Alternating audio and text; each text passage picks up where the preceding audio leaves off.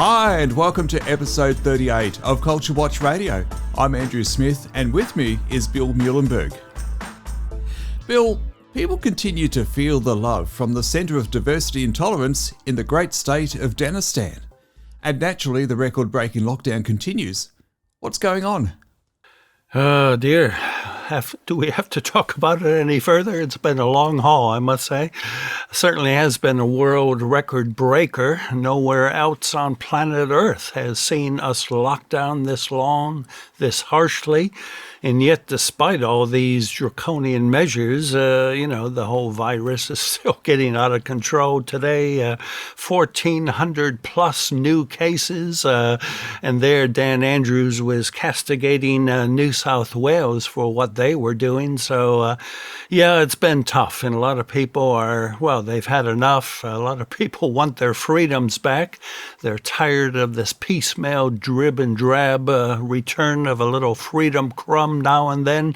If we're really good people, they don't like the fact that our freedoms were stolen in the first place, and it really is time to give them back. New South Wales is well on the way to opening up. Much of the rest of the world is as well.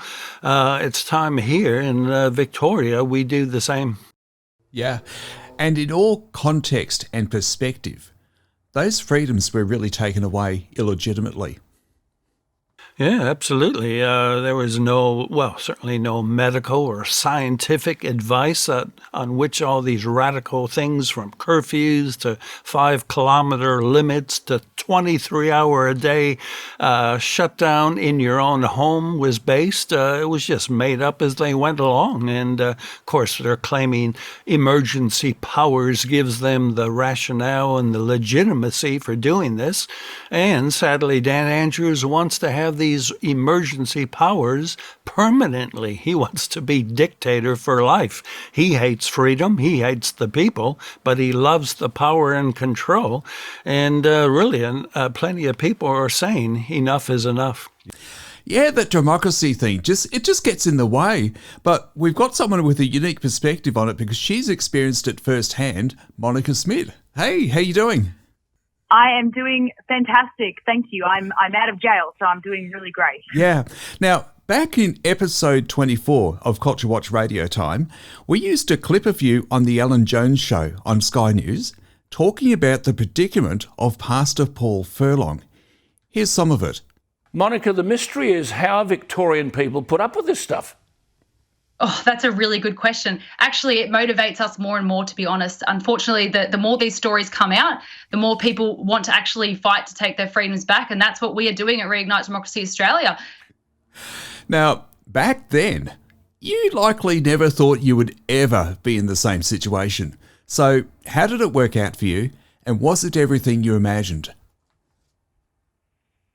Well, the Australian government has put these incitement charges on other people before to silence them. So in the back of my mind, I kind of thought it's a possibility. So it was a shock, but yet at the same time, I feel like my conscience was basically just waiting for it to happen. In fact, 3 days beforehand, I had an extremely lucid dream about it happening. So lucid that I even told my partner, and I said, if I get arrested and the bail conditions are too intense, I'm not going to sign them, and you're going to have to just deal with it. And so I actually kind of saw it coming in a way. But was it what I expected? Well, no. I mean, I was treated very well, and I think that's a really good thing to mention. The staff and the police, they followed all the procedures. But obviously being treated like a prisoner and a criminal when you're neither of those things, when you're a law-abiding, tax-paying citizen, is obviously a traumatic experience, no matter how good it is. So I kind of expected it, but nothing totally prepares you for it, if that answers your question. Yeah. And in terms of what they were trying to achieve with these onerous and way over the top bail conditions, what sort of restrictions were putting on you, which everybody was shocked about? Yeah, so I think I was a bit of a test case because, of course, this is all brand new territory. I mean, they're trying to criminalise finable offences, kind of like if you tell your friend to park in a no parking zone. That's pretty much what I'm allegedly a criminal for. So it's a test case, and so they tried their hardest to use it to silence me. Now, the first condition that this condition alone, I would not have signed the whole thing. It was a curfew for me from 7 p.m. to 6 a.m. every day, regardless of the Cho directions, until my trial. So my trial could be a year and a half away. In theory, I could have been under house arrest at night time for a year and a half. I would never sign that, okay? So there's that. But then on top of that, they wanted me to, I couldn't incite opposition to the Cho directions. Now, there's a big difference between inciting people to break the Cho directions or inciting opposition. So basically what they were saying is I could not openly have an opinion against the Cho directions. So it was basically blatantly freedom of speech, human rights abuse. And I am the vice president of a newly formed political party. It is literally my job to oppose the current government. If I had signed those bail conditions, everything I had done for the last year would have become obsolete, and I would not have been able to perform my job in a political arena at all. And if I had signed them, it would have set a very dangerous precedent for Australia that bail conditions like this are acceptable for people like me. So basically, they wanted me to delete my entire website. I have 7 staff members that would have affected every single one of their lives. And I would have been a prisoner in my own home. So I figured that I'm better off being a prisoner in prison, where I'm unable to break my bail conditions, than being a prisoner at home, because if I break my bail conditions at home, I will go to prison for 3 months with no appeal whatsoever. So I actually felt safer in prison than I did signing those bail conditions. Yeah. And what sort of desperation does it show when they have to use those way over the top bail conditions to achieve what they know they can't with the nothing burger charge? That's a really good question.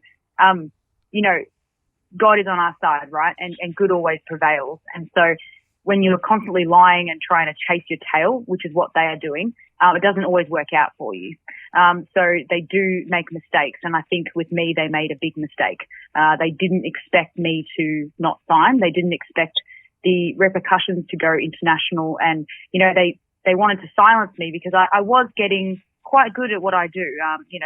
The website has over close to 70,000 subscribers, which in Australia is massive. Facebook shut me down, but I have 80,000 views on my website per week. So I don't need the things that they're trying to stop me. I don't actually need them. I've already planned ahead. So I think that intimidates them quite a bit. And so, yes, I think their number one priority was to silence me. And they've done the exact opposite, which gave me a little bit of a chuckle when I was in my cell alone. Probably once a day I would just think, well, you tried to silence me and you've just done the opposite. You just gave the freedom movement a so-called martyr. That's the worst thing you could have done. Well, the best thing for the movement, but the worst thing for them. So I think it is desperate, yes. Yes, and of course, in your surprise absence, your staff rose to the occasion and they're kicking the ball better than ever before. Well, you know how people say, you just got to jump in the deep end, right? Well, we were trying to establish the organisation so that I could step away from stuff like I'm doing right now. But it was a slow process. And we basically just ripped the Band-Aid off by me going to jail because they just had to figure it out. And it was sink or swim, and they're swimming. Oh, geez, they're swimming really fast. And I'm so proud and honoured to have and blessed to have them on my team. And RDA is going to look very different because of my prison experience. And I don't want to go back, but I got to say, looking back, I don't regret it at all. It's actually really helped us focus on what's important. And my staff have a newfound anonymity, independence, basically. So I'm really proud of them, yes. Yeah. So from your front row seat, what do you see as the best thing that people can do to save the world? Yeah. So I came up with a quote in prison, and that is that during psychological warfare, collective courage of conviction will be our strongest weapon. So they're not fighting us with swords. So it's very hard to, tell other people about the war. It's a psychological war. And so I think the only way that we're going to win is by collectively being very, very strong of mind and will. So everything they're doing is trying to break our will. So if we are unbreakable, then collectively, we will be absolutely unstoppable. So even if you have to trick your mind into being positive and hopeful, you've got to trick it, okay? Because if we feel defeated, we've already lost. So I really think courage of conviction is number one. And number two, everyone subconsciously kind of knows what they're capable of. Okay, in the dead of night, 3 a.m., you can't sleep. You're thinking to yourself, I could have done that today, or I could have helped that person. It's that conscience. And we all know our strengths, kind of. And I think that we need to dig deep into our inner strength and start practicing how to use our courage of conviction and how to stand our ground, because we need it now more than ever. And it's literally crunch time. So if you're not ready to fight now, I don't really know when you will be ready. So I guess I could end that with, if not now, when, if not who, if not you, who, it's time. And I also would like to say that once you find your inner strength, you will never look back and you will love the person that you become. Everyone around you will be happier as well because you will be more fulfilled. Your children will see how much you have self-respect, and everyone around you will benefit from you finding your own strength. So practice it, start learning how to use it, and you'll never look back. Yeah, you will never want to go back to sleep. That's right, yeah. Bill? Yes, Andrew, everything Monica said is exactly what we need to hear. In fact, I'm reminded of some words of Billy Graham, who once said, "Courage is contagious. When a brave man takes a stand, or a woman, the spines of others are often stiffened. And when we see champions like Monica Smit, Paul Furlong, and others who are willing to take a stand, even pay a heavy price for doing so, standing up for freedom, standing up for democracy, that should inspire plenty of others. I mean, this is exactly why we sent our young men off overseas in the past to give their lives if need be, because democracy matters, freedom matters. Standing against tyranny is important. And so we've always celebrated the warrior, those who are willing to fight for what they believe in. So it is encouraging indeed to find modern day warriors, champions like Monica. We sure need a lot more like them. And hopefully even a short broadcast like this will help inspire many others. Always on the pulse. There's more at the Culture Watch website. And we'll see you again next week with another episode of Culture Watch Radio.